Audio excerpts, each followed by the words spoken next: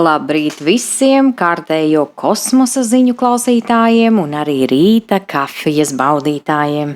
Šodien, 14. jūlijā, mēnesis jau ir iepeldējis mazliet sapņainajās un arī romantiskajās zivīs.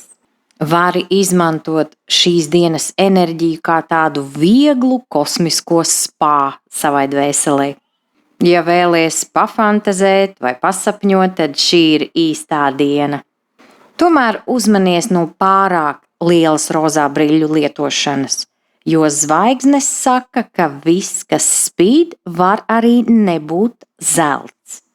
Bet tu jau noteikti zināsi, kā atšķirt īstu mantu no malduguns, jo esi brīdināts, vai ne? Un vēl kāds ieteikums. Šodien neuzsāc milzīgus konfliktus vai bezjēdzīgas diskusijas par to, kuram bija taisnība 20 gadus atpakaļ.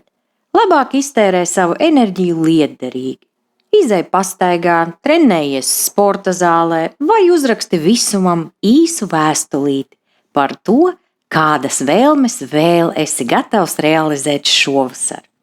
Visam tam enerģijas gan pietiks un būsi lepns par paveikto. Lai tava kosmosa kafija un visa diena garšo pēc zvaigznēm, bet virs galvas mūžīgs piena ceļš.